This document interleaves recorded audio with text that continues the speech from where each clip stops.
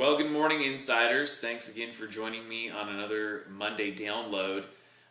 We've got a lot of content in today's video, and so honestly, I think this is going to end up going into two different videos just because of the time limit that I have to do each one of these individually. We're going to be talking about the new Obama administration's plan for short sales that they're rolling out, and many of you missed our strategy call last week where we talked about it. Obviously, I'm not going to be able to go into all the details, and I'm going to encourage you at the end of this to go over to the Alliance Insider Network and listen to that phone call. It's about 30 minutes that we spent just on this information, and honestly, since then I've been able to dig in and find a lot more concrete and solid information regarding the plan, and we'll be talking about this a lot in the next few months as they get ready to roll it out. But to start off, we of course have to have our weekly shout out, and this week our shout out goes to Randy Wells, who is an awesome agent and broker at Windermere. And this is a shout out that I don't know that we've ever had before, this type of a shout out. This has to do with Randy's ability to work with the BPO agent to get a good BPO price. Part of the reason that we don't do shout outs like this is because a lot of times we don't know what the BPO comes in at. Lenders may or may not let us know what that is, but in this situation we did find out, and Randy did such a great job that the BPO was significantly lower than the actual offer on the table. And the reason that is so important is because when the BPO is lower than the offer, there really is no reason for the bank not to accept the offer, because they have in their mind, in their perspective, an above market value offer on the table. Plus, there's no reason for them to cut commissions. So our negotiation of your real estate commission at a full commission is much higher when we have the BPO in that direction. So great job, Randy. I wanted to give this shout out to you and encourage all of you. Actually, we're going to come back to this and the importance of this moving forward in the short sale industry, and encourage all of you to work on getting your BPOs below the offer that you actually have on the table.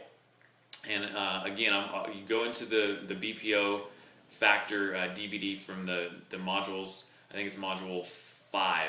I'm guessing right now, but if you go into BPO Factor, we talk about how to do that and the importance of that and all the details. And that's not what this video is about, but it is important, and we need to give Randy his props for doing a great job. So way to go, Randy. All right. Let's jump into Home Affordable Foreclosure Alternative Program, affectionately abbreviated to HAFA. H-A-F-A. HAFA.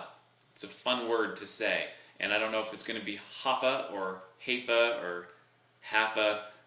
HAFA probably would cause some issues, but I'm going to call it HAFA. The Home Affordable Foreclosure Alternative. Okay, first of all, it's not effective until April 5th. So for those of you that think this is just going to be overnight, we have to remember that it is the U.S. government that we're working with and large financial institutions. So they're giving themselves a good 5 months to implement the program. Okay, basic plan layout. Time limits for lenders. They have 10 days to process their short sale negotiation information. Give all of us an answer, either approval or disapproval of the short sale. They have no collection rights. That's great. They can't pursue the homeowner after the short sale is approved for any deficiency.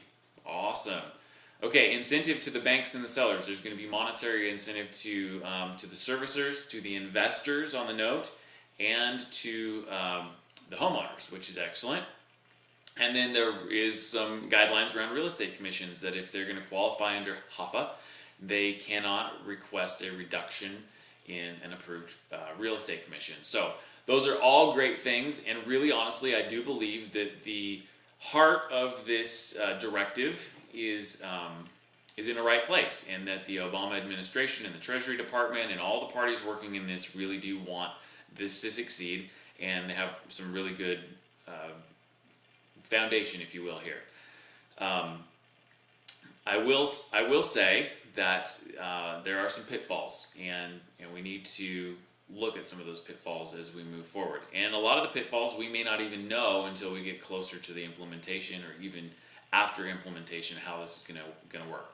So, number one, I think we need to just look at what the Making Homes Affordable shortcomings have been. They really are an overshadowing of this new rollout. It's basically just a sub-directive of the Making Homes Affordable directive that was brought out in May. And if you follow it in any way, shape, or form, you know that they have grossly underperformed their expectations and what they would expect from the lenders. So just because this directive has been given by the Treasury Department does not mean that lenders are going to be able to qualify or even attempt to qualify for it.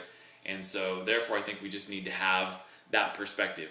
And just to back up really quick, I am excited about some of the possibilities with this. And as an entrepreneur myself, and knowing that most of you as real estate agents have an entrepreneurial spirit and a salesperson's perspective, that comes along with a very positive outlook on life and a high expectation for good things to come. And that is important. And I agree with that and have that myself. But I also know that it's very important to have a very realistic perspective on how things are going to affect you and your business. So here comes the realist in this. These are the pitfalls. So number 2, 10 days to process. Well, I found out that it is actually 10 days for the servicer to process the short sale. One of the questions we had on our call was, is it 10 days from the time they receive the fax? Is it 10 days from the time it's submitted to the investor? When does that 10 days start? So it's from the time that it's imaged in and assigned to an individual. So there's going to be length of time there. It's not 10 days from the day you fax it, because they have to actually obviously receive your fax and process it. Each lender is going to have their own processing time as far as their faxes go. Here's the caveat. The 10 days is only if your borrower, or seller in your case is the agent, has filled out the appropriate documentation and has actually qualified for HAFA. There is a qualification process, just like there is a qualification process for the loan modification, the HAMP funds, home ownership modification process or something like that. There is a qualification for loan modifications, and there is a qualification for the HAFA short sale program. So if the borrower has qualified, first of all, to qualify for HAFA, ahead of time, the bank is required to determine a minimum net proceeds up front. Net proceeds, since we do most of your negotiations for you, the net proceeds is what the bank's going to take home at the end of the day on the HUD. There's kind of some sub-pitfalls here. Pitfall A to that is it's great for the speed that they have to up front determine what the pitfall or what the net proceeds are going to be. Excellent. They can look at it and say this qualifies or this doesn't qualify, and 2 weeks is sufficient amount of time for them to get that information to you.